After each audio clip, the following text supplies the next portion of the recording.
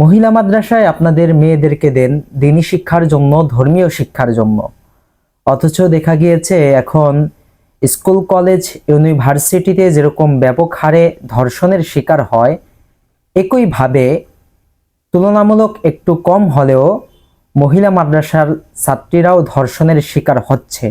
এই যে মহিলা মাদ্রাসায় স্বল্প বয়সী মেয়েরাও পর্যন্ত ধর্ষণের শিকার হচ্ছে, এর পিছনের কারণটা কি আসলে?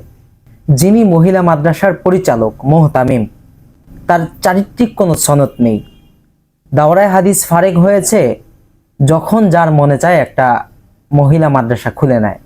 এটা যেন একটা ব্যবসায়িক ধান্দা হয়ে দাঁড়িয়েছে।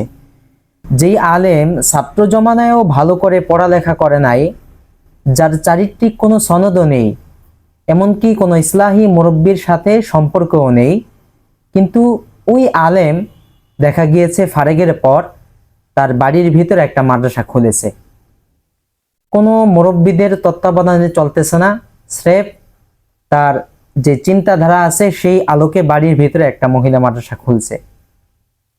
এরপর দেখেন, মহিলা মাদ্রাসা চলা উচিত সম্পূর্ণ মহিলাদের তত্ত্বাবধানে, সেখানে শিক্ষিকা হবে সম্পূর্ণ মহিলা।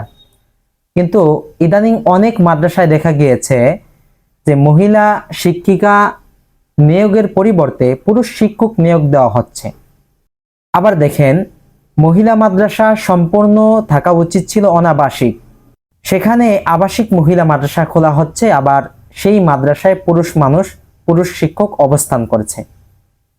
আল্লাহ রাব্বুল আলামিন কুরআনুল কারীমের মধ্যে বলেন, ইন্নান নাফসা লাআম্মারাতুন বিসসু, নফস, মানুষের নফস এটা খারাপ কাজের প্রতি ঝুঁকিপূর্ণ। এটা শুধু মহিলা মাদ্রাসার শিক্ষক শিক্ষার্থী তাদের ক্ষেত্রে না, প্রত্যেকটা মানুষের নফস। এখন এই নফস এমনিতেই খারাপ কাজের প্রতি ধাবিত, আর আমি যদি সেই ক্ষেত্রে সুযোগ দিয়ে দেই, নফস এমনিতেই নাচয় না বড়ি, তার উপরে দেই যদি ঢোলের বাড়ি, তাহলে তো খারাপ কাজের মধ্যে লিপ্ত হবেই। তো আমাদের দেশের মহিলা মাদ্রাসাগুলোর এই যে সিস্টেম, এটা পরিবর্তন করতে হবে। দেখেন, অনেকেই বলতেছে যে মহিলা মাদ্রাসা বন্ধ করে দেওয়া হোক। এটা একটি অযৌক্তিক প্রশ্ন। আপনার মাথা যদি ব্যথা করে, আপনি ডাক্তার না দেখে নিজে নিজে যদি এই সিদ্ধান্ত নেন যে মাথা কেটে ফেলতে হবে, তাহলে তো এটা কোনো সমাধান হলো না। আপনার হাতে পচন ধরেছে, সেখানে অপারেশন প্রয়োজন, আপনি কি করলেন? পুরো হাতটাই কেটে ফেলে দিলেন, তাহলে এটা তো কোনো সমাধান হলো না। এজন্য মহিলা মাদ্রাসার প্রয়োজনীয়তা আছে, কিন্তু সেটা সিস্টেম পরিবর্তন করে সম্পূর্ণ মহিলাদের তত্ত্বাবধানে পরিচালিত হতে হবে। অনাবাসিক হলে ভালো, দূর দূরান্তের ছাত্রীরা যদি থাকে, তাহলে আবাসিক সিস্টেম, যেখানে যতটা সতর্কতামূলক অবস্থান নেওয়া উচিত ততটা সতর্কতামূলক অবস্থান নিতে হবে।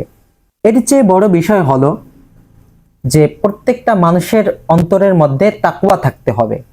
দেখেন, অপরাধী যেই হোক তার কোনো ধর্মীয় পরিচয় নেই, যে মাথায় টুপি থাকলে, জুব্বা থাকলে এই কাজটা করতে পারবে না, আর প্যান্ট শার্ট পরলে এই কাজটা করতে পারবে, এরকম কোনো বিধান নেই।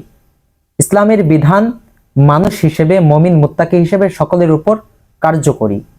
এক্ষেত্রে মানুষের অন্তর যাচাই করতে হবে। অন্তরের মধ্যে যদি আল্লাহর ভয় থাকে, তাহলে ওই ব্যক্তি প্যান্ট শার্ট পরা থাকলেও আল্লাহর ভয়ে অপরাধ করবে না। আর অন্তরের মধ্যে যদি আল্লাহর ভয় না থাকে, তাহলে এই আমার মতো টুপি পাঞ্জাবি পরেও অপরাধ করতে পারে। এজন্য যেই সমস্ত বিষয়ের নিকটে গেলে গুনাহের মধ্যে নিপতিত হতে হয়, জড়িত হতে হয়, সে থেকে সতর্ক থাকাই ভালো। যদি সতর্ক থাকতে পারি, তাহলে আমি নিরাপদ।